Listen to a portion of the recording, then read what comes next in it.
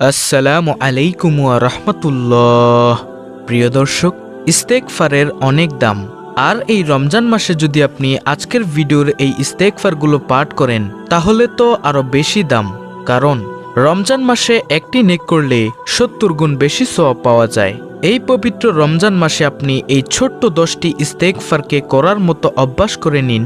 ইনশাআল্লাহ আল্লাহর পক্ষ থেকে আপনি জীবনে এমন কিছু পাবেন যা আপনি কল্পনাও করেননি। প্রিয় দর্শক, কারণ রাসূল আকরাম সাল্লাল্লাহু আলাইহি ওয়াসাল্লাম বলেন, যে ব্যক্তি বেশি বেশি ইস্তেগফার করে আল্লাহর কাছে পরিপূর্ণভাবে তওবা করে, আল্লাহ তাআলা তার জীবনের সকল গুনাহই ক্ষমা করে দেন এবং পূর্ববর্তীতে যে গুনাহগুলি বান্দা করেছিল সেই গুনাহের সমপরিমাণ নেক তার আমলনামায় যোগ করে দেন।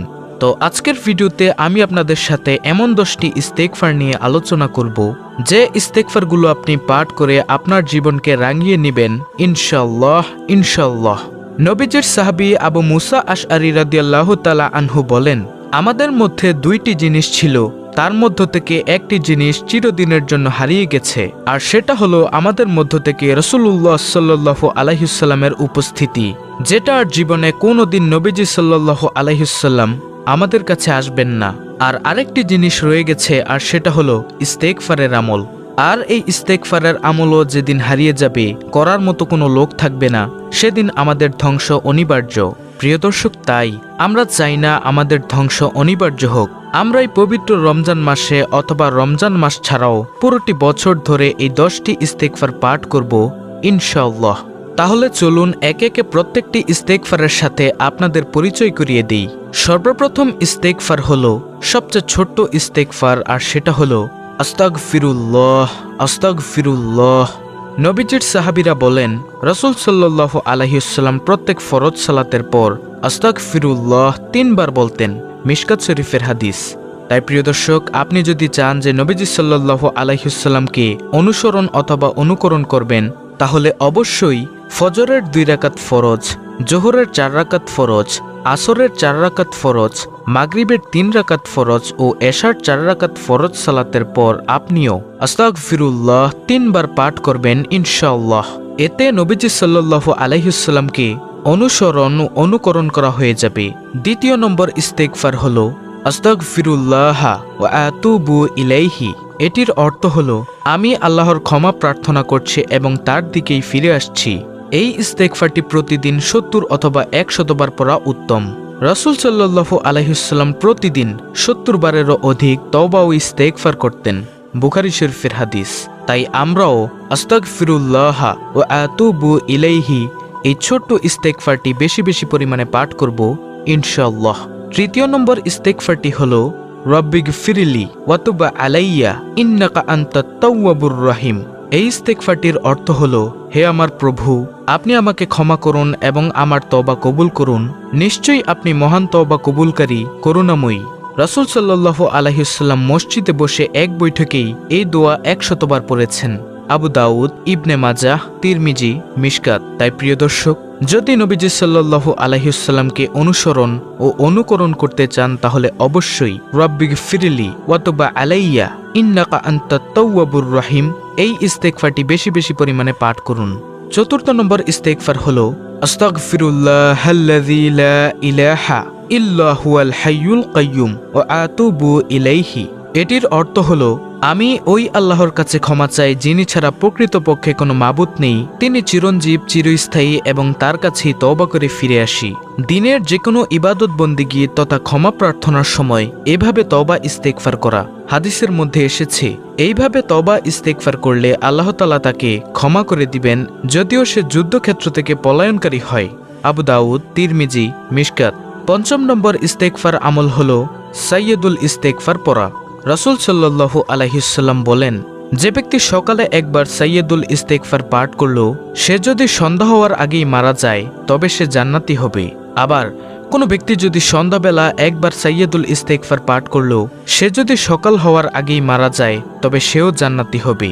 আর সেই দামি ছোট্ট সাইয়্যিদুল ইস্তেগফারটি হলো আল্লাহুম্মা আনতা রাব্বি লা ইলাহা ইল্লা আনতা খলাকতানি ওয়া আনা আবদুকা ওয়া আনা আলা আহদিকা ওয়া ওয়াদিকা মাস্তাতাতু আউযু বিকা মিন শাররি মা সানাতু আবুউ লাকা বিনিয়ামাতিকা আলাইয়া ওয়া আবুউ লাকা বিযাম্মি ফাগফিরলি ফাইন্নাহু লা ইয়াগফিরুয যুনুবা ইল্লা আনতা। এটা হলো সেই দামি সাইয়্যিদুল ইস্তেগফার। তারপরে ৬ষ্ঠ নম্বর ইস্তেগফার আমল হলো রব্বিগফির ওয়ারহাম ওয়া আনতা খায়রুর রাহিমিন। এই ইস্তেগফারটির অর্থ হলো, হে আমার প্রভু, আমাকে ক্ষমা করুন এবং আমার উপর রহম করুন, আপনিই তো সর্বশ্রেষ্ঠ রহমকারী। সূরা মুমিনুন আয়াত ১১৮।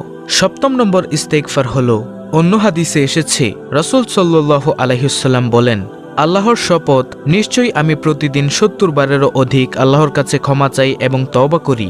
আর সেই ইস্তেগফারটি হলো আস্তাগফিরুল্লাহ ওয়া আতুবু ইলাইহি সুবহানাল্লাহ। প্রিয় দর্শক, এই ৭ম নম্বর ইস্তেগফারটি অনেক ছোট্ট একটি ইস্তেগফার, তাই বেশি বেশি পরিমাণে পাঠ করব ইনশাআল্লাহ। ৮ম নম্বর ইস্তেগফার হলো বিশেষ করে ক্ষমা, রিজিকের সন্ধান ও বরকত পেতে এই দোয়াটি বেশি বেশি পড়া। আর সেই দোয়াটি হলো রব্বিগফিরলি যুনুবি ওয়াফতাহলি আবওয়াবা ফাদলিকা। অর্থাৎ, হে আমার রব, আমার গুনাহগুলো ক্ষমা করে দাও আর আমার জন্য তোমার অনুগ্রহের দরজা খুলে দাও। তিরমিজি শরীফের হাদিস। প্রিয় দর্শক, রব্বিগফিরলি যুনুবি ওয়াফতাহলি আবওয়াবা ফাদলিকা, এই ইস্তেগফারটিও বেশি বেশি পাঠ করবেন। ৯ম নম্বর ইস্তেগফারটি হলো আল্লাহুম্মা ইন্নাকা আফুন তুহিব্বুল আফওয়া ফাফু আন্নি। অর্থাৎ, হে আল্লাহ, আপনি ক্ষমাশীল, ক্ষমা করতে ভালোবাসেন, আমাকে ক্ষমা করে দিন। মুসনাদ আহমদ, ইবনে মাজাহ, তিরমিজি, মিশকাত শরীফের হাদিস। প্রিয় দর্শক, আবারও বলি ইস্তেগফারটি আল্লাহুম্মা ইন্নাকা আফুন তুহিব্বুল আফওয়া ফাফু আন্নি। বেশি বেশি পরিমাণে পাঠ করবেন প্রত্যেক ফরজ সালাতের পর মোনাজাতের মধ্যে ইনশাআল্লাহ। আল্লাহুম্মা ইন্নাকা আফুউন তুহিব্বুল আফওয়া ফাফু আন্নি। ১০ম নম্বর ইস্তেগফার হলো আস্তাগফিরুল্লাহাল আজিম ইন্নাল্লাহা গফুরুর রহিম। অর্থাৎ, মহান আল্লাহর কাছে ক্ষমা চাই, নিশ্চয়ই তিনি ক্ষমাশীল ও দয়ালু। মুমিন মুসলমানদের কর্তব্য হলো আল্লাহর কাছে বেশি বেশি এই ইস্তেগফার করা। রিজিকে যদি বরকত পেতে চাই, যদি পরকালে জান্নাত পেতে চাই, আল্লাহর সন্তুষ্টি পেতে চাই, তাহলে অবশ্যই আমরা এই 10টি ইস্তেগফারকে জীবনসঙ্গী হিসেবে তৈরি করব ইনশাআল্লাহ। প্রিয় দর্শক, যার সাথে যার মহাব্বত, তার সাথেই তার কিয়ামত অথবা হাসর। আপনি যদি ইস্তেগফারকে ভালোবেসে থাকেন, তাহলে হাসরের ময়দানে এই ইস্তেগফার আমলগুলো আপনার অনেক কাজে আসবে। তাই প্রিয় দর্শক, আমরা বেশি বেশি ইস্তেগফার করব ইনশাআল্লাহ। কেন করব না? রাসূল সাল্লাল্লাহু আলাইহি ওয়াসাল্লাম বলেন, যে ব্যক্তি বেশি বেশি পরিমাণে ইস্তেগফার আমল করে, আল্লাহ তাআলা তাকে তার সব সংকট থেকে উত্তরণের বা মুক্তির পথ বের করে দেন। তাকে আল্লাহ তাআলা গায়বীভাবে রিজিকের ব্যবস্থা করে দেন। তাকে আল্লাহ তাআলা তার অন্তরের মধ্যে আমলের নূর দান করেন। প্রিয় দর্শক, যদি রিজিকের পেরেশানি থেকে বাঁচতে চান, আল্লাহর সন্তুষ্টি পেতে চান, আমলের নূর বাড়াতে চান, তাহলে অবশ্যই বেশি বেশি বেশি পরিমাণে এই 10টি ইস্তেগফারের আমল করুন। ইনশাআল্লাহ আল্লাহ তাআলা আপনার জীবন বদলে দিবে।